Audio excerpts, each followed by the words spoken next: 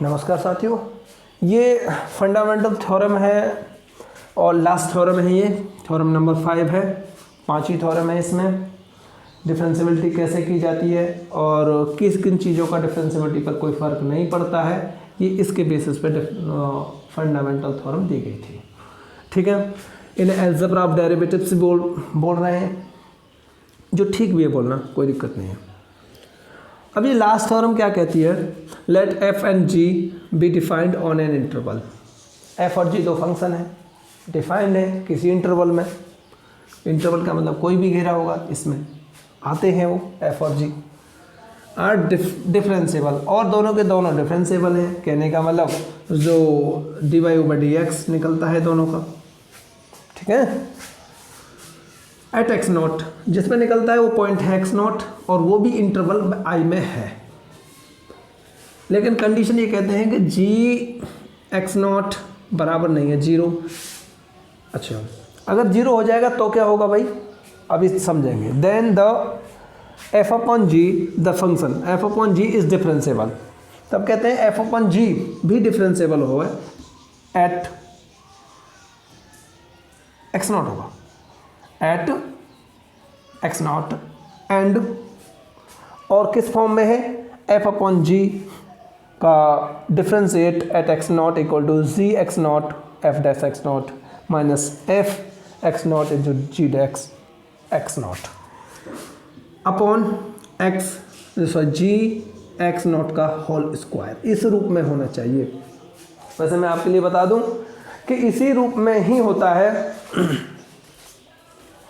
आपने देखा होगा जब कभी आप फंक्शन का अंश अपॉन हर का डिफ्रेंशिएट किए थे 11वीं में, तो क्या होता था? हर अंश का अवकलन माइनस अंश हर का अवकलन बटे हर का स्क्वायर। बिल्कुल सेम टू सेम वही है, बस उसी रूप में आपको समझना है। कैसे, क्या लिखना है? पहले वी नो दैट, हम जानते हैं क्या, why the definition of differentiability,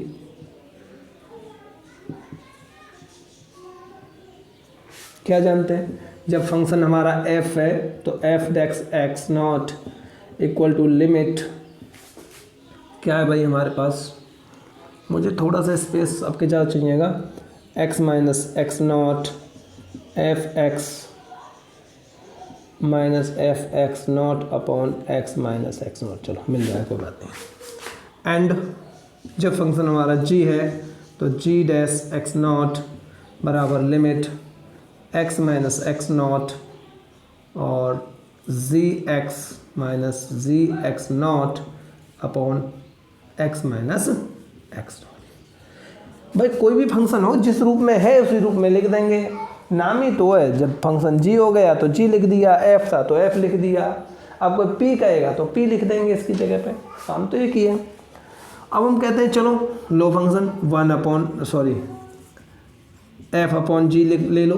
अब के फंक्शन क्या है? f अपॉन जी आई, तो क्या होगा? f upon g dash x not, तो क्या लिखोगे? Limit x tends to x not into f upon g x minus f upon g x not upon x minus x not. किसी को कोई दिक्कत? कुछ नहीं। तो अगली लाइन में देखो कैसे करोगे। Limit x tends to x not f x upon g x minus f x not upon g x not upon x minus x not. अगली लाइन में क्या करना है भाई? मैं जगह कम होने के कारण ऐसा कर रहा हूँ। देखो limit x tends to x not, ऊपर का एलसीएम लेके कर दो काम तुरंत ही। क्या होगा? F X into ji x not minus क्या होगा जी? एफ एक्स नॉट और जी एक्स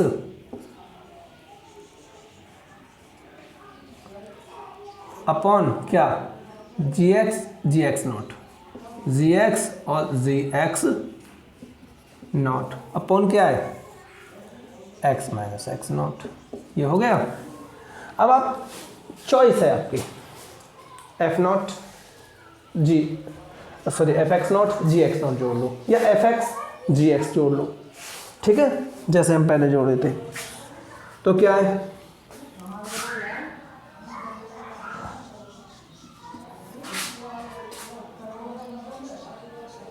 क्या होगा, सॉरी इधर ध्यान देते हैं, बाहर ध्यान चला गया। क्या हुआ, एफ एक्स और है आपका जी एक्स नॉट माइनस, मैंने इसमें क्या जोड़ लिया, एक बार घटा दिया, क्या यही कर लो यार, देखो भाई दिख रहा होगा शायद, मैंने कर लिया limit x tends to x not, और क्या किया मैंने इसमें f x g x not, और मैंने इसमें जोड़ा था क्या माइनस एफ एक्स, और जी एक्स जोड़ा मतलब घटाया, और इतना ही जोड़ दिया क्या प्लस एफ एक्स और जी एक्स, ये जोड़ दिया, फिर क्या बचा माइनस एफ एक्स नॉट और जी एक्स, और बटे सगरे का वही है, क्या है जी एक्स और g x not into x minus x nought, ठीक है। अब इन्हें अलग अलग ले लेंगे, देखो इसमें से क्या कॉमन है, इसमें से एफ एक्स कॉमन है, आपका क्या कॉमन है एफ एक्स, तो क्या बनेगा आपके लिए जी एक्स माइनस वाला, माइनस भी लेना पड़ेगा भाई यहाँ से, तो देखो मैं इस वाले को देख रहा हूँ पहले, इतने को बस, क्या बना जी हमारे लिए, देखो equal to limit x tends to x not minus common ले लिया मैंने इन दोनों में से, और एफ एक्स भी कॉमन ले रहा हूँ, तो बनेगा आपके लिए g x minus g x not upon x minus x not into f x, मेरे ख्याल से समझ में आ गया होगा, देखो इतने का, केवल इतने का अपॉन ये, और सभी का बटे तो क्या चल रहा है, चल ही रहा है वो, ठीक है, और प्लस आगे क्या है, देखो ध्यान से, इसमें और इन दोनों टर्म में क्या कॉमन है भाई, इन दोनों टर्मों में कॉमन है आपके में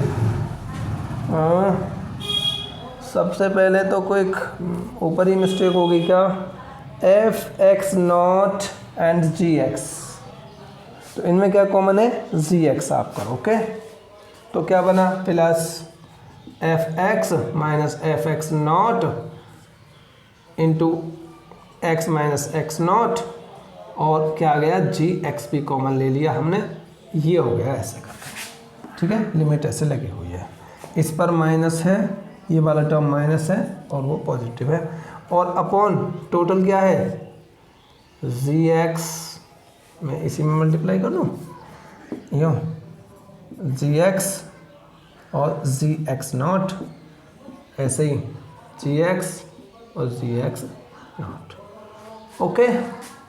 तो अब आप क्या देखेंगे,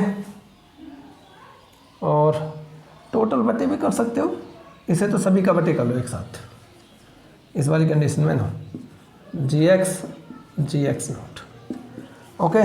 देखो limit x tends to x not, ये क्या है आपका, अलग अलग लिमिट ले लें तो ये बनेगा आपका माइनस, यहाँ पर माइनस लिमिट, सॉरी माइनस, मैं माइनस नहीं प्लस वाले को पहले लिख लेता हूँ, ये वाले को, ठीक है, तो माइनस लगाने में कोई दिक्कत नहीं होगी, ये वाला फंक्शन पहले लिखता हूँ, तो क्या होने वाला है, देखो ये हो जाएगा आपका limit x tends to x not into f x minus f x not upon x minus x not into ji x, और माइनस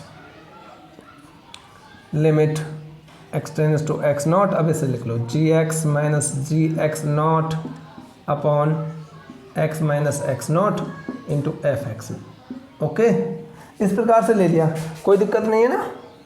और अपॉन क्या चल रहा है सभी में जी एक्स और जी एक्स नॉट। जब आप लिमिट लेंगे तो आप डायरेक्ट इस काम को कर सकते हैं, लिमिट लेते ही क्या कर देंगे, ये क्या होगा f dash x not into, देखो यहाँ की भी इसकी भी लिमिट लोगे आप, जी एक्स की लिमिट लोगे तो क्या आ जाएगा जी एक्स नॉट माइनस, इसकी जब लिमिट लेंगे आप लेंगे जी डेक्स एक्स नॉट, और इसकी क्या होगी एफ एक्स नॉट अपॉन ये होगी तो जी एक्स नॉट और जी एक्स नॉट, क्या हो जाएगा आगे